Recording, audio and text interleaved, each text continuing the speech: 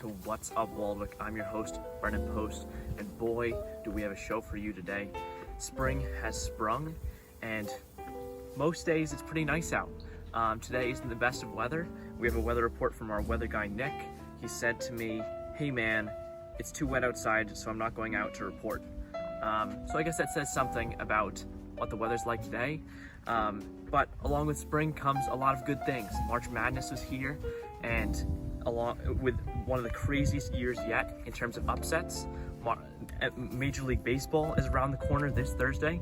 And as for Waldwick High School, spring sports are here, as well as big events, tournaments, spirit rally even coming along, as well as over 100 returning students to the school. So a lot to be excited about. And this week wraps up the 4th marking period. This horrible year really flew by. We're in the home stretch officially, so let's make it happen. Let's make things happen, be proactive, but all the while, let's stay smart, stay strong, and more importantly, stay classy.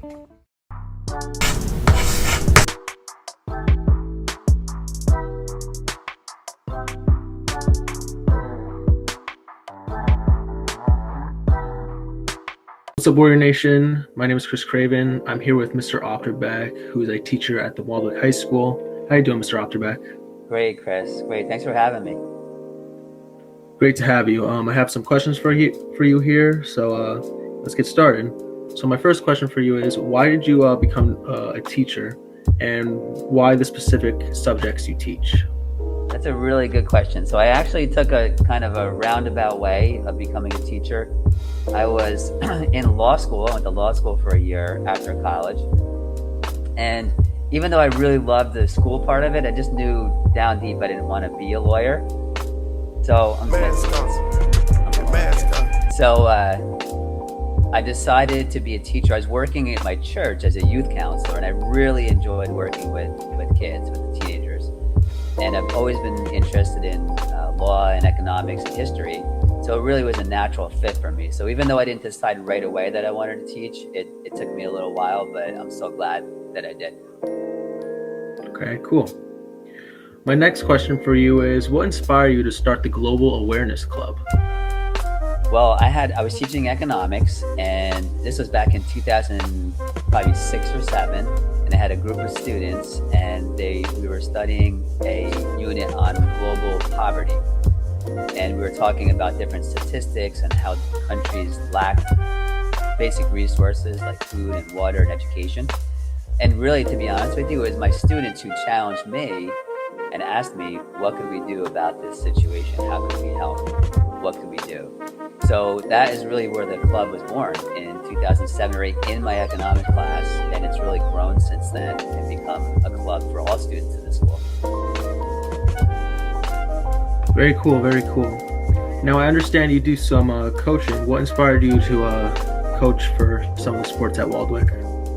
I was a high school athlete and actually played baseball in college too. So, been an athlete my whole life. I've always loved being around sports, playing sports, hanging out in the gym, shooting baskets, playing volleyball, countless leagues I've been involved in even as an adult. So I've always loved the sports side of things, and also just the opportunity to get to know students in another dimension outside of the classroom. It's been a real joy for me.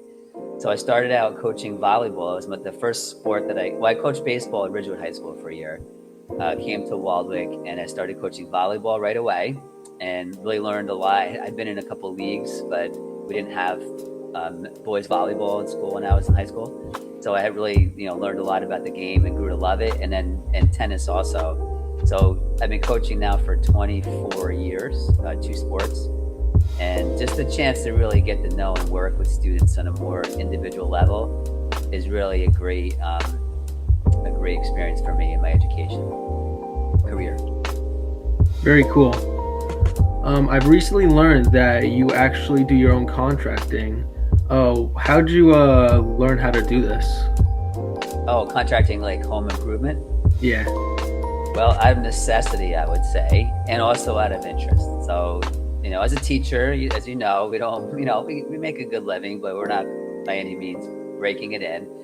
So, being able to do some work on my home and learn how to do it myself has really saved us a ton of money over the years, my family, and really just, I always had an interest ever since I probably as a teenager in really learning how things work, how they're put together.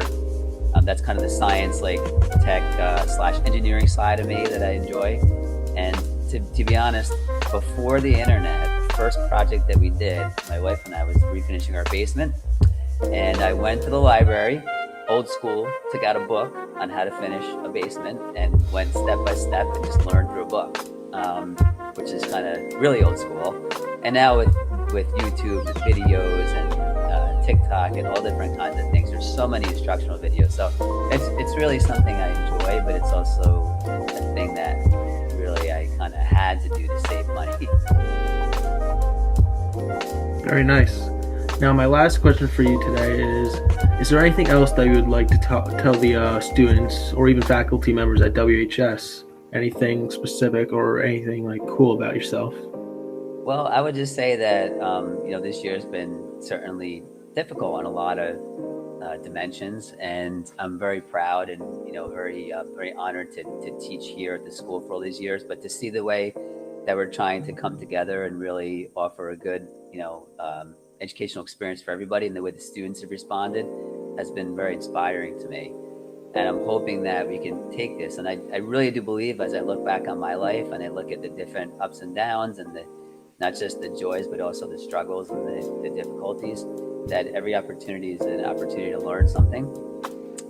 And I am hoping and praying that this year will be the foundation for that for everybody, that we'll learn some very valuable things about ourselves, about community, about how we relate to each other, and really improve upon that and moving forward. Very nice. I appreciate your time. Thank you very much. Ladies and gentlemen, this is Mr. Opderbeck. I'm Chris Craven. Thanks for watching. Chris, you're the man. Thank you.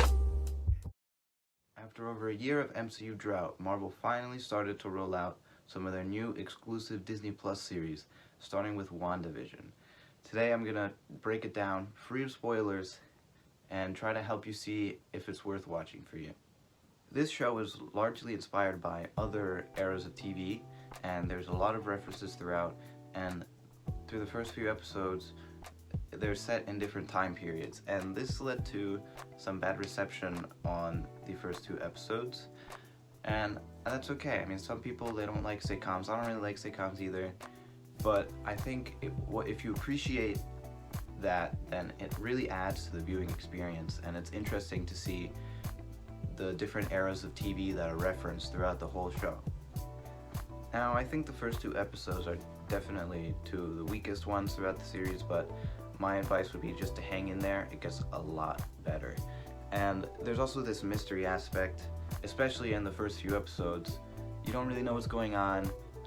It can be a little confusing, but I would rather that than the generic knowing everything that's happening, knowing exactly who the villain is. That's kind of stereotypical of superhero movies, and it's refreshing to see a little bit of a different plot. Another thing about this show is that you might need some context from previous movies to fully understand what's going on, and that's okay, but the bottom line is this show gives you reasons to like Wanda and Vision. It gives them more time to flesh out and develop, which is great.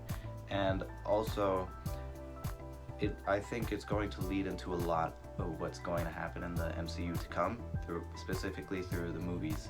And as we know, Wanda is going to show up in the Doctor Strange movie coming up. Now, I think my major complaint with it while I was watching was that I did not want to wait for the next episode. I did not like the rollout feature.